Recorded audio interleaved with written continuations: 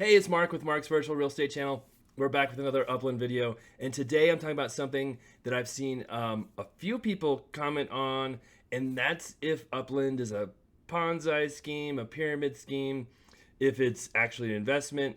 And I want to talk about a few things on that. And Upland is really different from other kind of crypto, blockchain investments, games, virtual worlds. I'm going to talk about how it's different, how it's good and bad, in my opinion, and address whether or not it's a Ponzi scheme. If it was, I probably wouldn't be playing it and making this video, so that's one hint on what I think about it, but I'll go through all of that. Of course, we love the like, shares, love seeing new subscribers, keep those coming, and I have my real estate channel as well. So if you're new to my channel, I do love Upland. I do love doing virtual real estate, but I also am a real estate investor as well. So I've got a number of flips going. I think we have 12 house flips.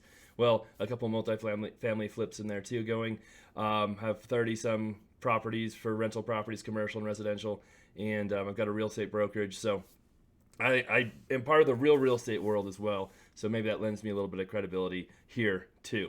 All right, and before we start talking about the Ponzi scheme real quick, I just want to do a couple housekeeping items. We have 2 lazy nodes that we started, which are basically communities where we get together and build properties and try and make them look cool. Henry Ford in Detroit and Neponset in Queens. We are doing the community build contest right now, so we still have spots open. If you want to join that, go to my video from yesterday, which would be May 19th. If this is an old video, 2022, if you're seeing this way in the future.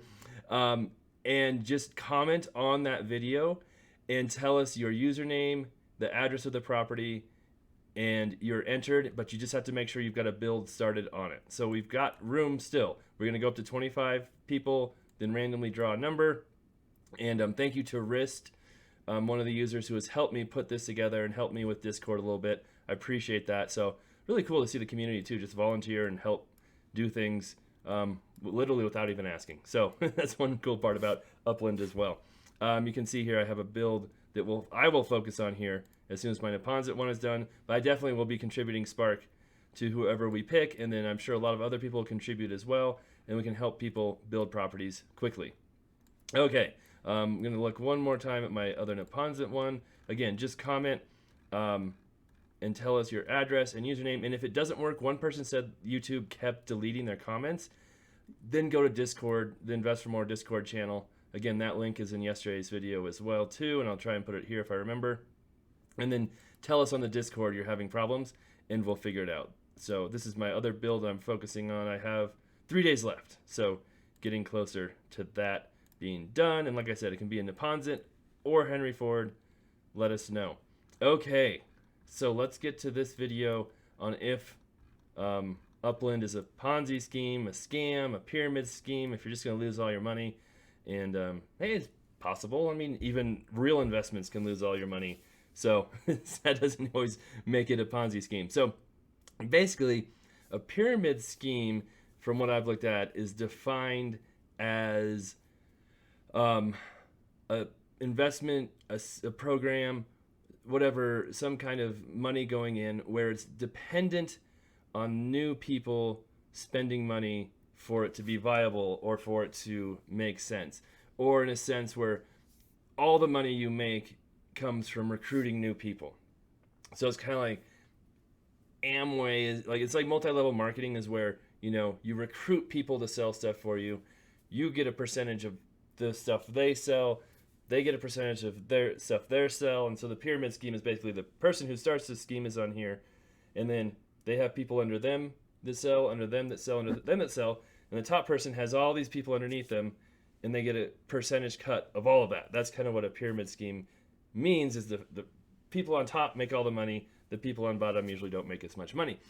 But the thing is, the key point there is there's multi-level marketing companies like Amway and some other ones, Primerica, I don't know all of them. I did Primerica for a little bit in college. But the difference between a pyramid scheme and multi-level marketing is if you have a real multi-level marketing company, you actually have sales and make money from selling the product.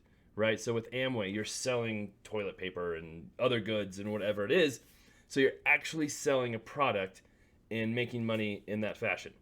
Now, a pyramid scheme would be like, hey, I'm going to get you to sign up for my vacation club. We have cheap vacations. When you sign up, you have to pay us $800 to join this club for you to be able to sell stuff. And then you'll make all this money from selling stuff. But then it turns out, 4% of the people who join ever sell anything. All the money they get is from the people selling stuff, signing up and paying the company. That's where it gets into the pyramid scheme kind of situation. And it's not just multi-level marketing. It's not just getting a commission from people who you bring on.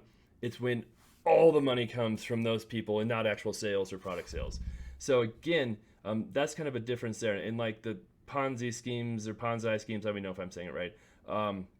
With investment companies, where Madoff got, or was it? I don't know who it was. I think that was one of them, where he was promising crazy returns and 20-30% returns on your investment, but he wasn't really making that money. He was taking new investors' money and using that to pay old investors the returns, and then eventually that catches up to you because he's not really making those returns. He's stealing money from new people to pay old people, and eventually that doesn't work. So that's another way the investment scheme can happen. So from that general sense, Upland is nothing like that, right? It is not requiring new people to pay to join or to keep it going.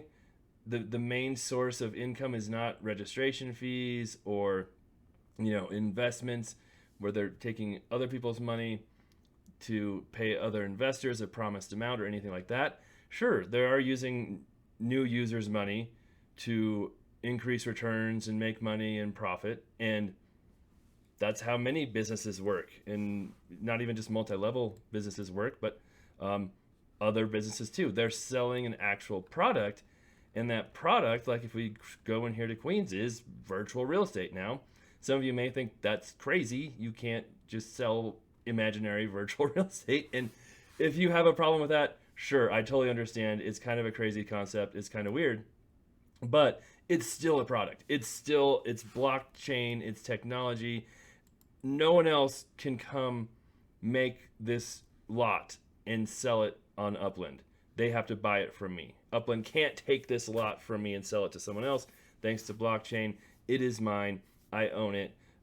Someone else could create a similar game like Upland and build it all out and have similar stuff. And then they could sell those lots too. But again, those would be unique to that system as well. There's Decentraland. There's Sand that has their own kind of plots of virtual real estate that they sell as well. And it's the same thing. They're more scarce. They have fewer lots available, fewer plots of virtual land, and their prices tend to go up, but they actually fluctuate like crazy, and we'll talk about that here too. So you are buying a product, right? You are buying a product, you're buying something, and you're not just paying registration fees and trying to get other people to sign up to make your money. Now there are referral bonuses, right, that you can get from the game. And some people might say, oh, that's a pyramid scheme because you're getting a referral for people who join. And tons of places have referral bonuses, right? All kinds of affiliates online. Real estate agents can pay referrals to other real estate agents. There's lenders can pay referral fees sometimes, depending on the type of loan. There's so many different places that can pay a referral for people bringing people in. It's very common practice. Tons of businesses do it. Even Home Depot, Walmart, some of the biggest businesses in the world. I'm not sure if they have those active programs right now, but they had referral programs where if you have a link on your website, you sign up on their affiliate program, you have a tracking link, and people come from your website to Home Depot's website and they buy stuff online. Home Depot will literally pay you some money for doing that. Amazon, massive affiliate, right? They have affiliate programs. So having an affiliate program does not make it a Ponzi scheme. The whole point is that not all your money comes from just affiliates signing up and paying you to be an affiliate, but they're actually selling products. So, you can make a one-time fee and a bonus from UpX of someone joining it, but it's not ongoing, right? It's not like they're paying $100 a month and you get part of that, and then you get part of the $100 a month from someone else they get to join, and that's how you make all your money. But you make your money in investment from the product and the game itself, not a one-time referral fee. I'm sure there's some players who do very well getting people to join, doing referral fees. I did very well in the very beginning when I was showing it to my real estate network, but now I'm getting hardly any referrals, and it's not a big part of the game at all, and it's not ongoing, which I think is a huge factor. And then some people also talk about, Upland pays yield and rent on properties, and there's no way they can do that without having new people sign up and join in, and then they have to have new money coming in to pay the original people, and that's kind of like the Ponzi scheme of the big companies that get your investment, promise 20 to 40% returns, and the only way they can pay those returns is by getting new investors to come in, and they take their new money and pay out the returns. And eventually, right, you run out of money because you're not really making 20, 40% returns. You're really just using the new money to pay the old money, and you're going to go to jail if you do that. Well, there's ways that Upland makes money and can pay out those yields, and they might change the yields over time if they start making less money, which they've already done once, or maybe it wasn't because they made less money, they just didn't have as much yield. But you can see this property, makes 901 UPIX a month. It's a pretty good, returning property. If someone wants to buy it, go right ahead. It's for sale right now. But there's lots of ways that Upland gets money to put into that fund. You have travel fees. So if I travel from Los Angeles to New York, it's going to cost me a couple thousand UPIX, and that goes to Upland. And then there's also selling properties. If I do want to come here and sell this property for, 74,900 UPIX, whoever buys it has to pay a 5% fee, which is 3,700 UPIX, and I have to pay a 5% fee to sell it. So it's basically, a 10% fee on each time you sell a property. And so just like real estate agents collect a commission, insurance agents collect a commission, car salesmen collect a commission. When you sell stuff, there's often commissions paid. Nothing abnormal about that, but that has a pretty significant amount of UPIX going back into the system to help pay yield and do different stuff. It's not like they're required to have new people join in and buy a bunch of stuff to be able to sustain that. Now, if everybody stops selling stuff, all the users go away, and nobody's buying or selling anything, sure, that could, deplete that fund. They might have to change things. But for right now, I think there's enough money to pay everything.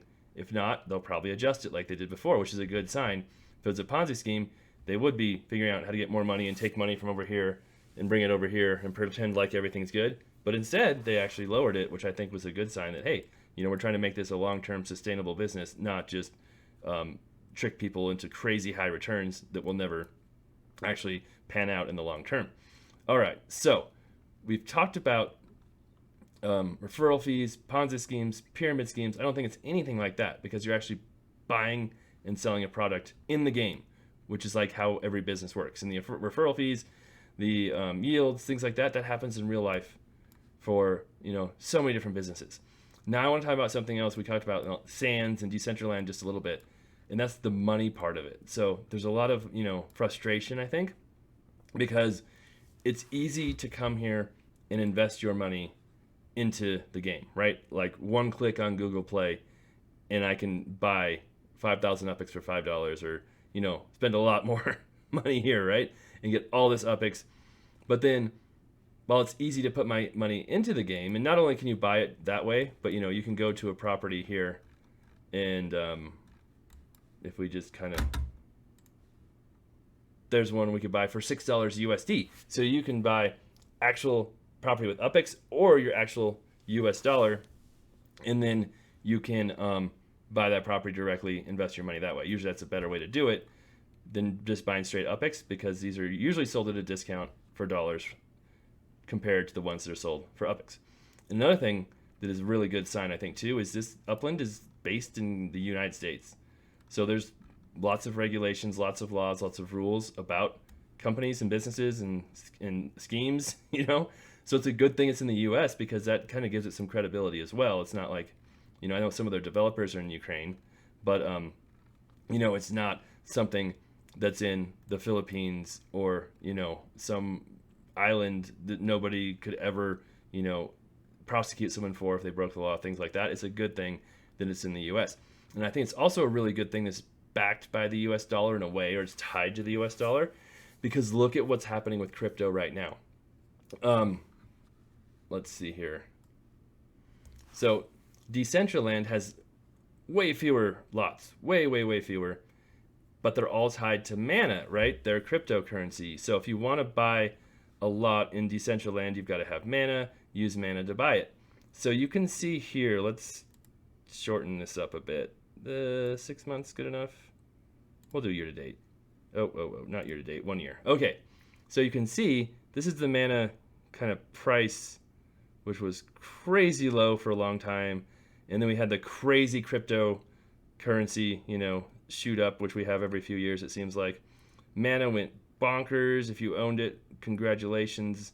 It got up to a high of $5, and then it dropped again like a brick. Not as high as it went up, but you can still see it's way above where it was. But anyway, and then it dropped. I think I bought some. Was it in here in this range? I feel like thinking, oh, this is a good dip. I should buy some now. And then it went up. I'm like, sweet, I'm looking pretty. And then yeah, it's like tanked again. Down to 77 cents for a while. Holy cow, that was low.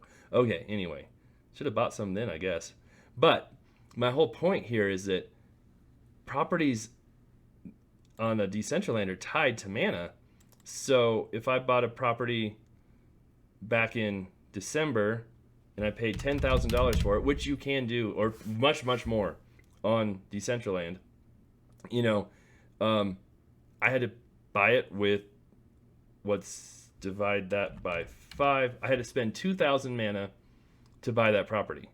Well, now my 2,000 mana, let's see here, is worth, there we go, maybe $1, right?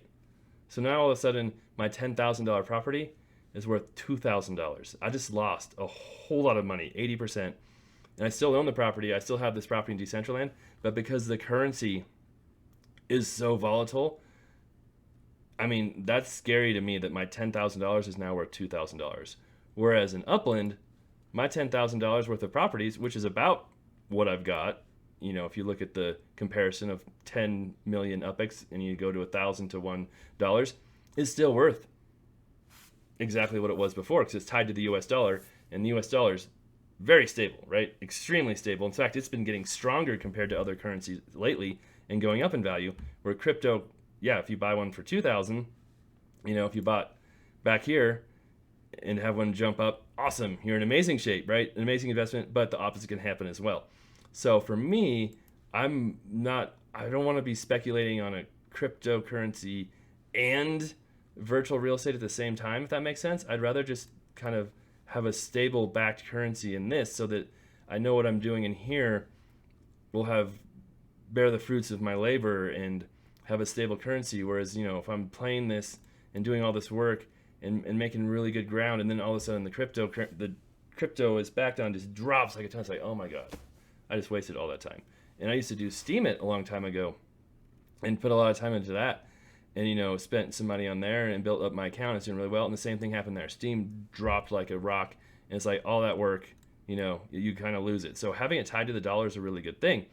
But the problem is, as many of you know, you have to sell your property for dollars to get your dollars back out. And so you have to sell them for less than you normally would. So, there's one for 20. That's a really good price. Is that in Koreatown? Huh. I don't need to buy it, but so you can get really good deals on. I wonder if you can even buy that. I wonder, that's crazy cheap. It says you can. I don't want to, but maybe it's just really small. No, that seems like what's it, 13? Oh, it's very, very small. That could be part of the problem. Anyway, still very cheap. So I can put my properties for sale for dollars and sell them, but I normally have to sell them for less than my UPX value, but I can still get that money out. And that's frustrating. You can't just, if you have a property, a bunch of mana on Decentraland, I can sell my property, I can get that mana, I can convert that mana to US dollars, and I kind of have an idea of how much my account is. It's a very complicated process still, especially for people who don't understand crypto, having to figure out, how to convert your US dollars, get them into some kind of wallet, Coinbase or Binance or whatever it is.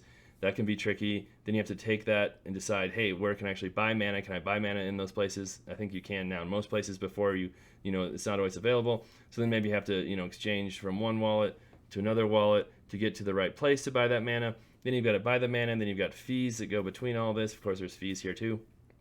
And it's very complicated in selling it again. You have to do this and this and then take your money out. Whereas this is straight US dollars, I think that's actually a really good thing because it's so much simpler.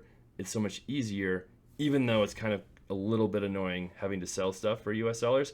It actually makes perfect sense because if you had a cryptocurrency tied to Upland where you could sell for UpX cryptocurrency, whatever it is, and then buy everything in UpX cryptocurrency, and then take that cryptocurrency and exchange it for dollars directly on the open market somewhere, that would bring in so much more regulation, have so much more complications for it. You have to make sure different companies will actually have it on an exchange. There's different prices going on.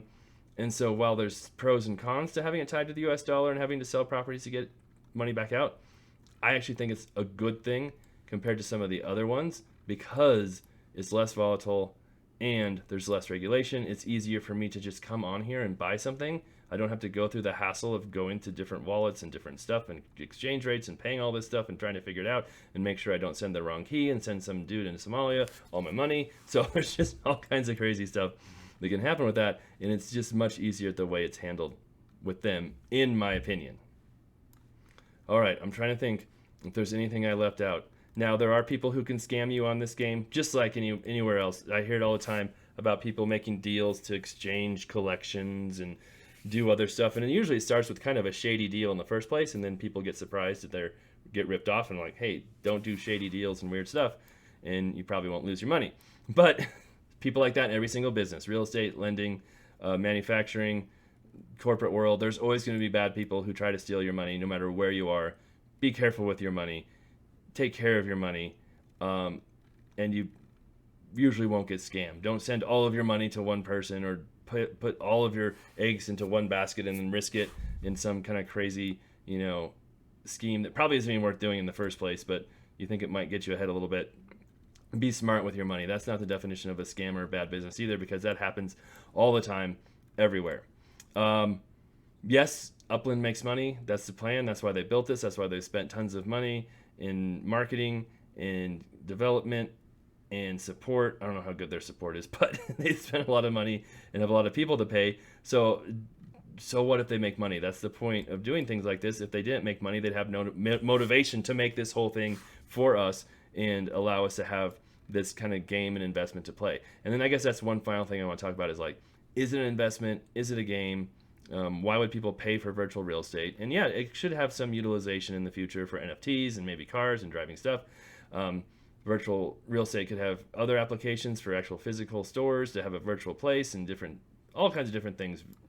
Radio stations, movies, who knows? All kinds of applications could happen with virtual real estate, NFTs, and all that stuff. But even if that doesn't happen, right? People want to be entertained. Entertainment is the oldest form of business in the world. People have been singing and dancing and playing instruments to earn money for millenniums, right? And people have been creating movies and plays and writing stories and books to entertain people for millennium. It's been going on for thousands and thousands and thousands of years. And even if this isn't an investment to you, it can still be a lot of fun. It can be entertaining. It can be something that helps you join a community and build friendships and get to meet other people. And if you have to pay a little bit to do that, people have been paying for entertainment for centuries and millennium. That's nothing new. And if you can make money at the same time, that is something new, right? Usually when you get entertained, you don't have the opportunity to actually have an investment and have money come back to you or build something up.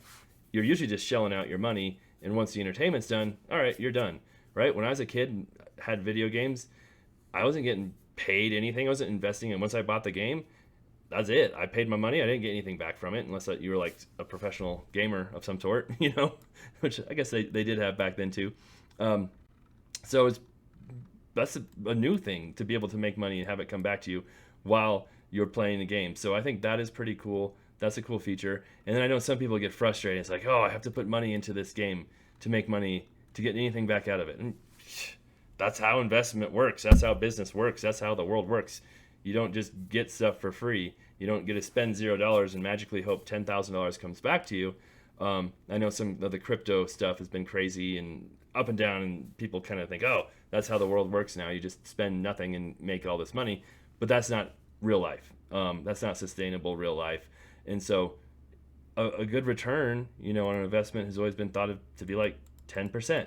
So if you spend $100, 10% a year, and you get that's $10 a year on your $100, right? That's been considered a good investment over time. And I think people now expect that $100 to turn to $5,000 to make it be a good investment. And you literally can do that in Upland with the right strategies and a little bit of luck and some hard work.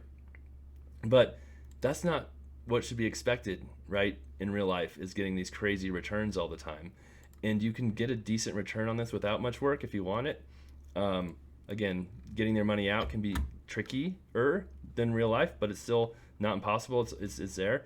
And if you can make crazy returns, I've made pretty crazy returns on the money I've invested. That's pretty cool and a pretty good opportunity. So that's all I've got now, I think. So overall, basically my point is it's entertainment.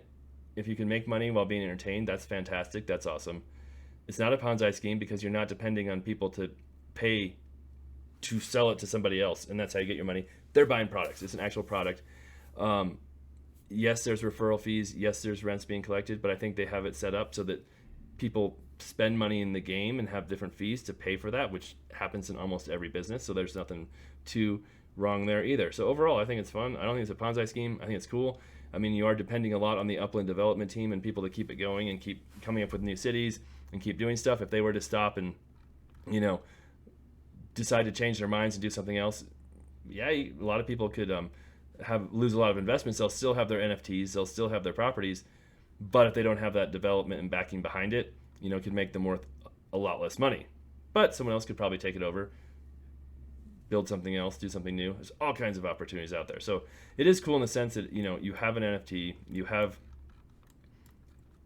a crypto-backed, actual asset in a way, but it is dependent on their platform and them keeping it up and running in that. So there's pros and cons to everything.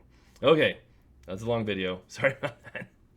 Don't forget to sign up for the contest for either Henry Ford or Neponsit nodes. Make sure you have a property, you've started building on it. Just send us your username and the address of the property on the YouTube video from yesterday, May 19th, 2022.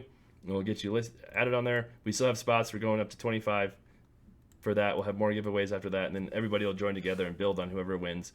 Do that. We love the likes, love the shares, love seeing new subscribers. Keep those coming. We'll be back with more videos coming up here soon.